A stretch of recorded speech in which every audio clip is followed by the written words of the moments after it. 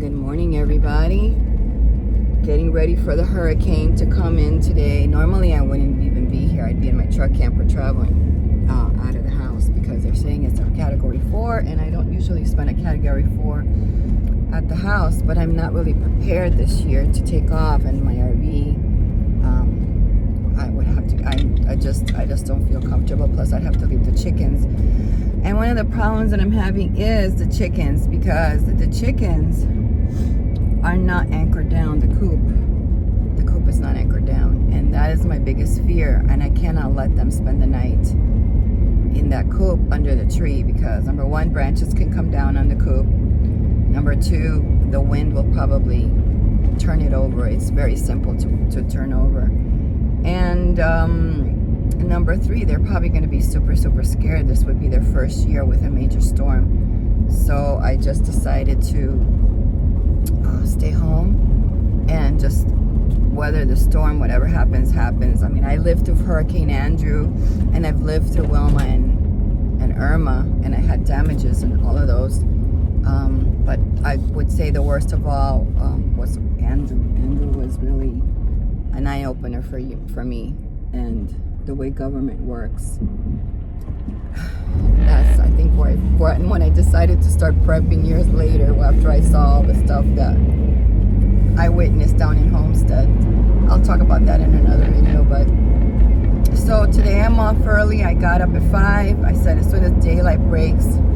Sorry, I don't have my equipment here as usual. I'm on my way to buy gasoline, fill that up, and then I'm off to my recycling location so I can drop off my recycling, because the last thing I need is recycling in a trash can in the backyard, and then it goes all over the place. So usually when something like that happens, you want to get rid of your garbage, and you want to get rid of your recycling as well. So anything like that, you don't want to have it in a trash can outside, because it's going to go flying. So you're going to have to bring in the trash cans anyway to the garage or whatever, so they don't blow away. So at least you want them to be empty. You don't want bugs in there.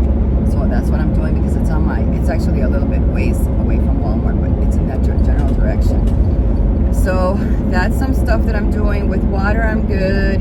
Everything, I'm good. With the chickens, planning on putting the chickens, I have two options. I can either put them in the shed and have a light on for them all night. They've already been there, so it wouldn't be a big problem. I just have to move my mower and my wagon from there into the garage. So that's an option. But the garage does, when the water gets up too high, I think you saw it in that video, I had to dig a ditch.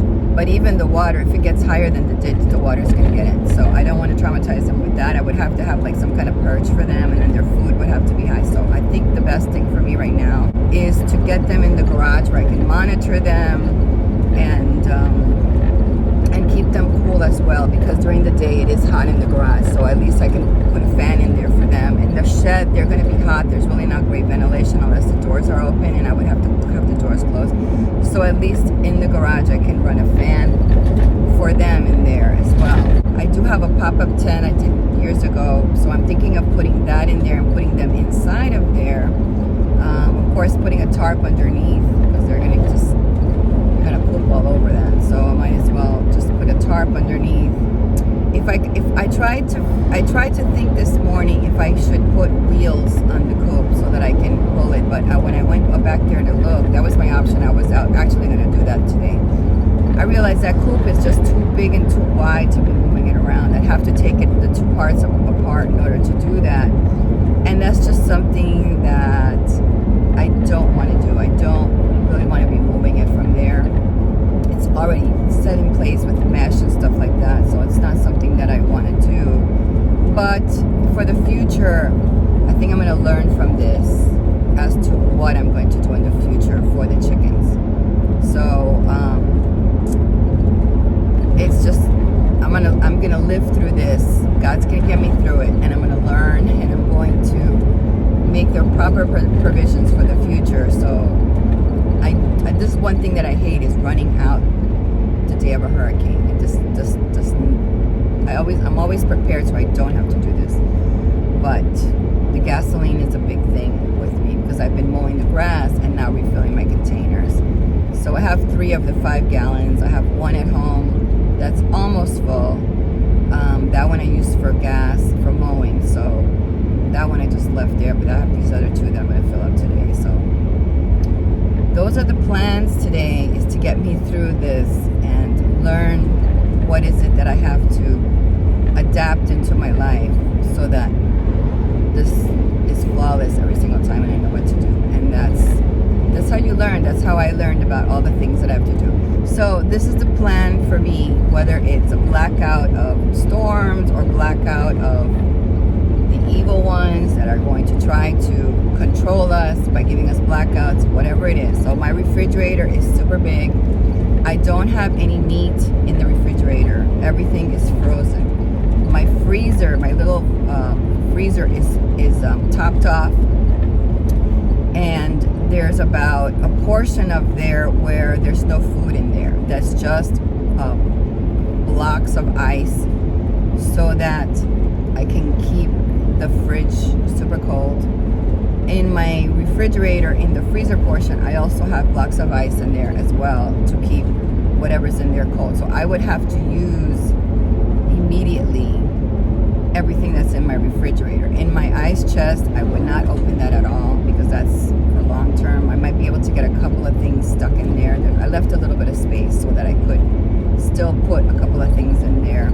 The next thing I would do is I would turn on my propane refrigerator in the RV, and I might have to run my generator the first couple of hours to get that really working. So I might give it a boost with my generator.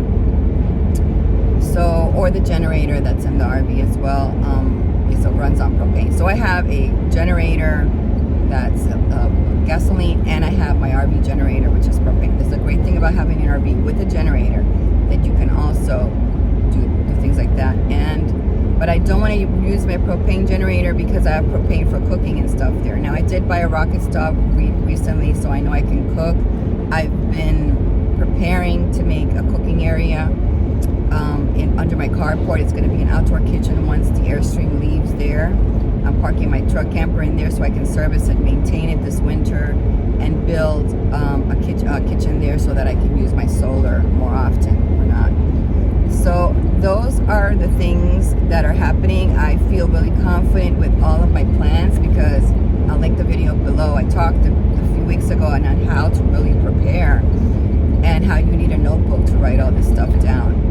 And I already know what I have to do. I don't have to think about them. I don't, whether it's a hurricane or a regular blackout, I already know what to do. I'm already prepared and I'm stocked up. And every time that I run out of something, I'm back in the store and I buy it, so that I'm always have at least 4 of those. So let's say like powdered milk, Nido, I buy the big containers. I have 4 all the time. The same thing with honey. I got 4 and I'm using 1, I get another one. So that's where I'm at now, where I'm just like, buying and rotating things. And let's see what else. So I've also bought some solar lights at the Dollar Tree, which I have been using. The price of electricity has gone up, and I'm trying to maintain $100. And this wintertime, I spend like $60, $50. So that's not a problem. But in the summertime, it can go over, and I have spent $120. I think 123 was what I spent in July was my highest month.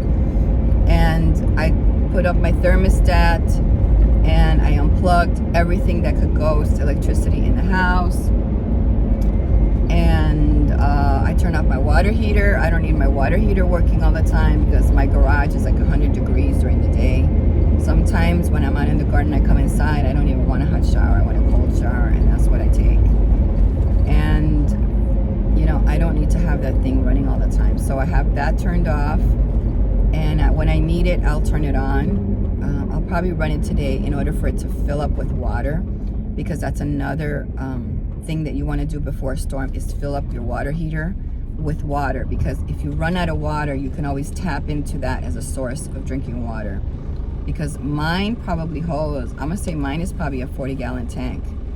And I've thought about changing over to one of those instant ones. I used to have one, but I'm thinking that is not a good plan, because this is a way to store water immediately. Yeah, the water's gonna be hot, but it doesn't matter. I can still use that water for so many things in a survival situation. So I just want you to think about those things, because if you're in a place where your water pump can go out. Now I have a bladder in my garage also. It's about, I think, 60-gallon bladder where the water is held when it comes in from the pump, and then it, you know, once it gets a certain level, it turns on. I've been without electricity in the past in my home, so I know how much I can do without water. Number two, I'm not even it's gonna be better even now because I'm not even using my toilets. I have my water off in my toilets. I'm using a compost system, human manure compost system, because I read the book, and I'm bringing you a video about all of the truths, because there's a lot of things you need to know about hot weather and compost. Trust me,